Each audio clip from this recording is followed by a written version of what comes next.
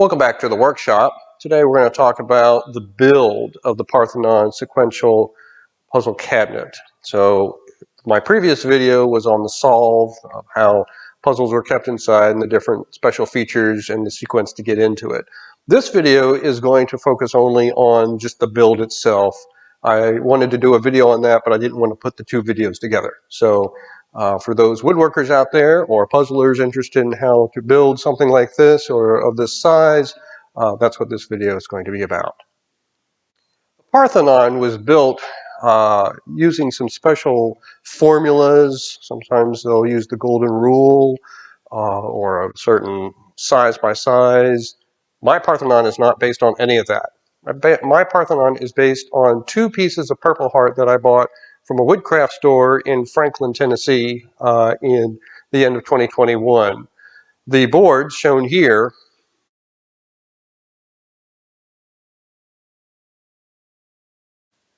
were just two boards. They were thick, they were long, and so I had to figure out how I could cut those up and use just that to make this, to make the columns, to make the pediment and the roof, everything. How could I, and that kind of was based on the size, although some of the size is based on the main puzzle that's put inside, which is Barrels Cooper, and there's a picture of that here. And so, based on the amount of wood that I had, that's what dictated the size of the actual puzzle cabinet.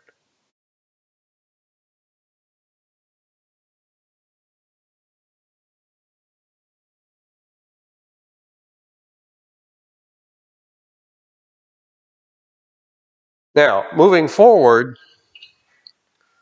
to separate that wood, because some of those pieces, I'll show you an example. This piece here, this is one piece. One full piece is this piece right here. And so it shows the thickness of the piece as well as the width, because then another piece was added to it to make the complete base.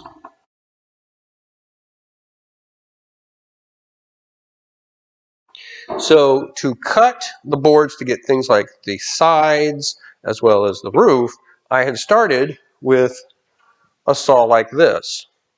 You can imagine cutting wood through the thickness of it, like they do at Colonial Williamsburg or Old Salem, is hard, especially when you're doing, this is really hard wood, really hard wood.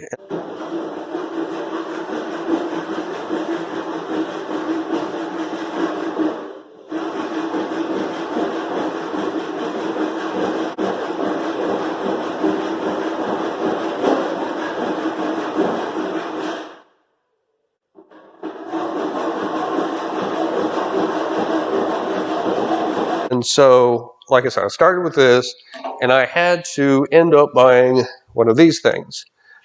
This is an Irwin, but there's all kinds of range of these things. This was a game changer for me. Now it's got two ends.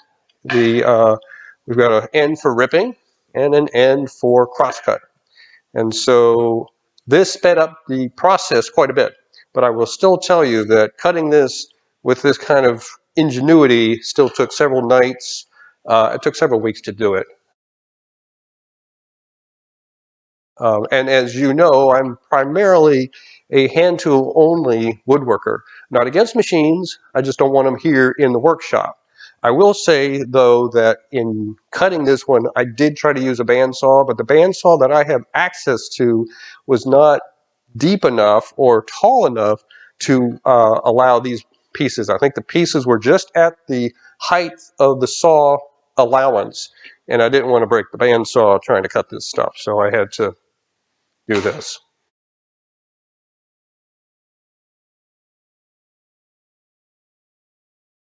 Obviously, some of the primary pieces of this are the columns. So we have this front entrance panel, kind of, I call it the gate. These are full columns, meaning round all the way around. And for making these, I had a jig. If you've seen the jigs video, I believe it's Jigs 3. I use this for that.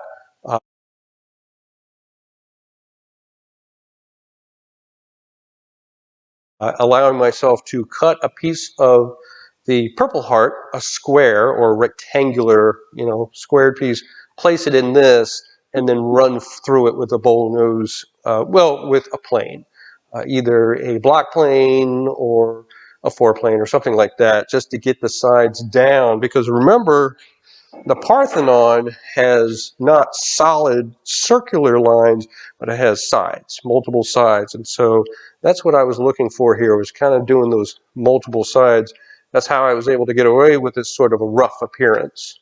I will say additionally that in the original design, I had a sort of spring system. You could squeeze these two, and pins would retract that would fit into holes here, and the holes were drilled, but that system didn't work. There was a lot of tunneling, trying to put springs in, and it didn't work out. So I had to abandon that.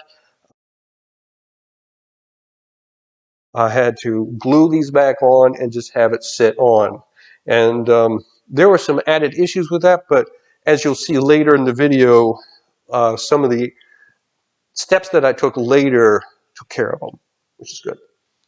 So for the columns on the side, these are what I call half columns.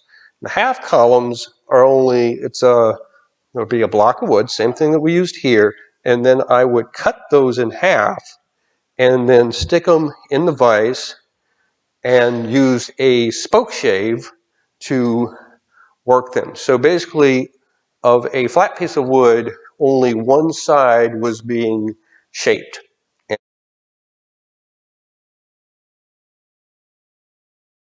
So, and of that original piece, your two end smooth pieces became the inside piece, so that where I cut it, that is what was shaped, because this is some tough wood and it's hard to get it right. And so I wanted to preserve the good flat side for attaching against the side, and that raw side where the cut was for shaping it out, and then we could get rid of blemishes and that sort of thing. A couple of the extra components inside included a panel that covers up an area in the floor that holds cast cross. And so to do that, I primarily used my mortise chisel, which doesn't see a lot of action. The first real use of this was in the wood storage table or alternate work table, and many of you may have seen that video. It's a good, sharp Robert Sorky chisel, but hasn't had a lot of use because I'm not doing a lot of mortises. So this was used primarily for cutting into the Purple Heart to get down to a little further down. And of course, then I paired it up with just one of my Stanley chisels. For this kind of work, I would prefer to use the Stanley chisels because I'd like to use this for the rough stuff. The good chisels I had that I got from Harbor Freight, I like to reserve those for doing dovetails. And so I made that thing, I got it down to a certain depth, and then the panel that covers it, that you remove, it's just fit exactly to that. I didn't have to put any support pegs in. I didn't have to do anything like that. It just sits on top, and then you can pull it off when you are working the puzzle. So that works out well. If you had seen any of the pros and cons videos of the portable workbenches, you will have seen the poplar board, quarter-inch poplar board, that by the time I got to the Allied workbench video, it was getting really warped. It was really turning in. So the chamber panels, of which there are two, and they have paintings on them, they are that piece of quarter-inch poplar. The pieces were cut to length, cut to size, and then glued together to make panels.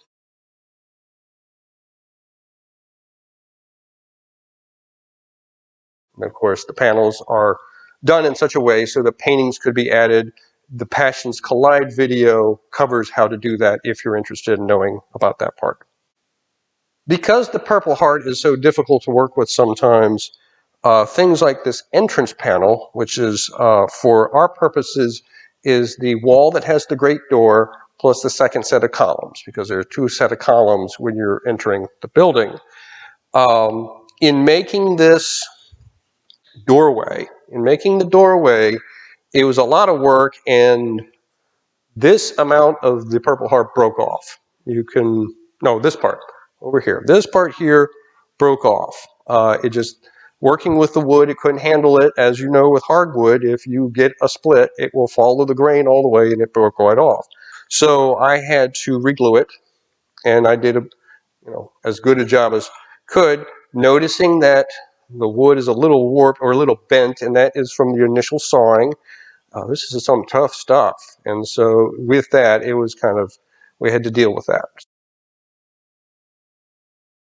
And in doing this project, at no point did I actually lose any wood. I actually have Purple Heart extra parts from the original 2 boards that I'll use for other projects or for whatever. Except for there is one panel that I did buy extra, and we'll talk about that next. For doing the pediments, I figured out the angle I wanted to use to make this work, and I made a faux pediment. It probably doesn't exist anymore, but I made a faux pediment probably out of either poplar or pine, just so I could so I already had the roof pieces, and so I could figure out. Now, the angle that we have here is not exactly what the actual Parthenon has. I think it's a little more peaked than this is. Of course, I was dealing with the size availability of what I had per the building itself to make it at least look like something that you would recognize.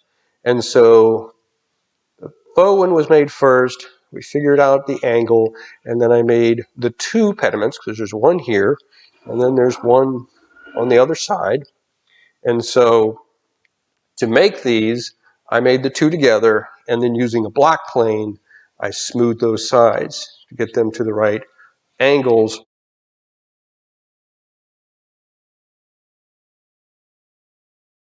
And so there wasn't a lot of gaps.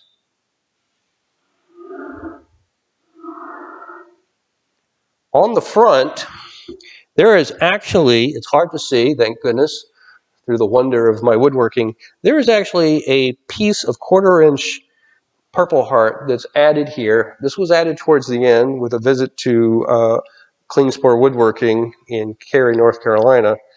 The piece of Purple Heart, which extends actually a little further back, because of the failed attempt with the entrance panel with the columns, with the squeeze thing, because that didn't work, the pediment would be floating.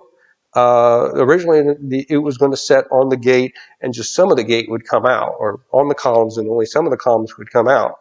Now, the pediment would be somehow floating over top an entire gate section coming out, or entire column section coming out. So I had to figure out how to deal with that. So what I did was I made a piece of Purple Heart, cut it down so it actually spans over some of the wall, and screwed it in. It is screwed in.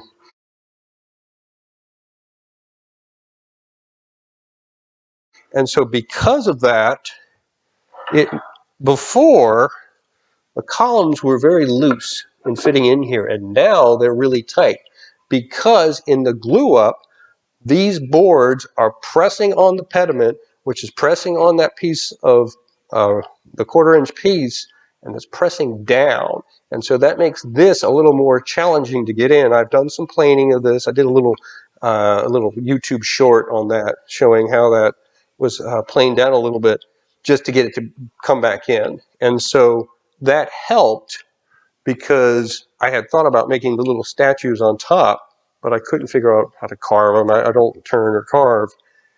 It saved the having to make those things, because those things were going to go all the way through into this column portion.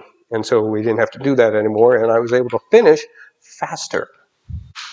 Inside, there is, on the second panel, the second chamber panel, there is a hinge in the wall that allows it to open. And by the time I put that in place, sides were already attached to the base. So there was no good way to get a drill in there or a screwdriver or anything. And so I used tap and die equipment, the drill, the sort of drill thing with a drill bit in it. So I used it as a small hand drill to give me at least tap a hole. Then I put a tap end on it to put threads in that hole, and then successfully used a machine screw to attach the hinge into the wall.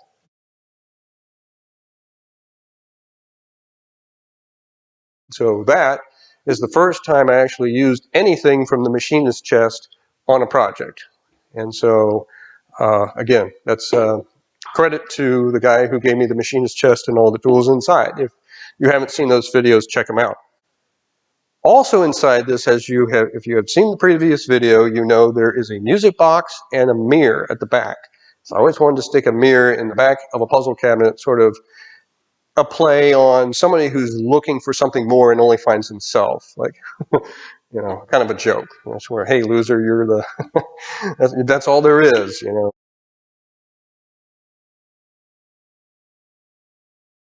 So, it's also a play on vanity. And so, the glue that I use to put that in is this, which most of you have probably seen at any big box store or hobby big box store. I mean, they all have this stuff. I have not used it before, but I felt that, hey, this is something strong, so let's check it out.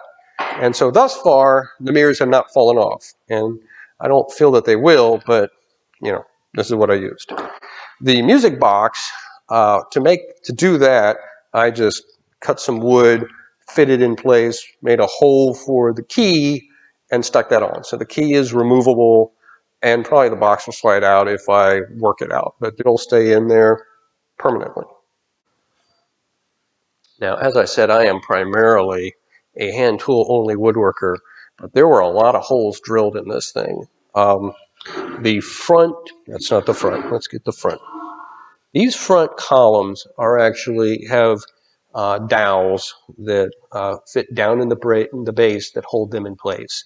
These two pieces of the base are held together with some dowels working between them. The sides attached to the base with dowels. So glued along the edges of all these surfaces, but also a dowel being used as a spline to hold them in place. Same with the back. Actually, I think the back is actually just attached to these two, glued to these two pieces. So there's a lot of holes that were used. And so for that, I used this Kobalt 24 volt max drill. I had thought about doing a separate video on that, but after the success of my video about the flood lamp, I don't know. I might do one in the future, but I think there's plenty of them out there from people who really know what they're talking about to talk about this. But I will say for this project, this was very helpful in making all the holes because these columns are all held on with dowels as well. Each column has, I think, 2 dowels. Now there are 3 for this one because this is a secret component and that was necessary for locking it in place.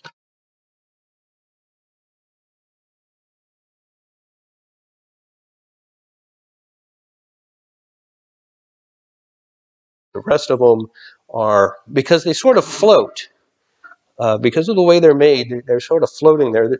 The space here is not flush and flat all the time, and so the column up against the wall is not always flush. And so I did these spline dowels. So I bought a lot of dowels to get all this done. And I did the drilling with this.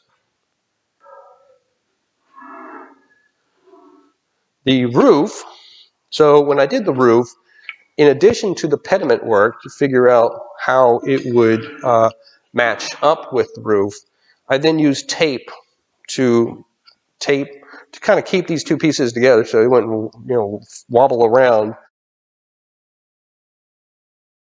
Set it down nicely on top, and then of course I did the glue up. Now, when I did the glue up, I used my primary glue, which is, I use mainly the Titebond 2. I like the way it works for my woodworking better than Titebond 1 or 3. Everybody has their use. Everybody has the kind of glue that they like. This is what I use. And so I used that primarily, but because I had some gaps on the back, where the wood, again, didn't exactly meet up because of the cutting process, I mixed it with some sawdust in the caddy. If you have seen the video on the caddy, there's always stuff in the caddy, and so that's where I put this. So this is oak. This is Purple Heart. So I mixed Purple Heart sawdust and saw shavings with the glue and made a really nasty looking mixture. Looked like tuna salad, for those of you who enjoy eating tuna salad. It looked like that, made a paste, but it was just what I needed to get into these areas and keep this in place. Now, I don't lift this thing by the roof, or it could, but it's pretty solid. I mean, I'm lifting it by the roof right now, and it could rip off if I had not done that process of mixing this with the glue. And so I'm really glad that I did that. And I had seen others do something similar. It works very well. You make a nice little, almost like a caulk out of it. And so if you've never tried that, try it. I think you'll like what comes out.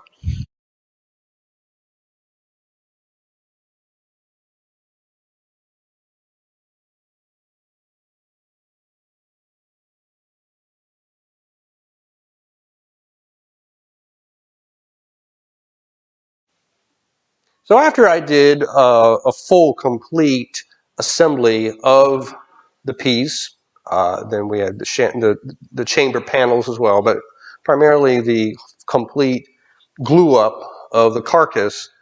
I stuck this along with the columns and the steps out in the sun for about 2 hours, hoping to bring that brown back to a nice hearty purple.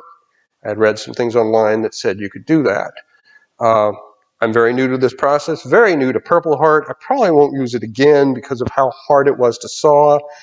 It got really purple, as you can see in this picture.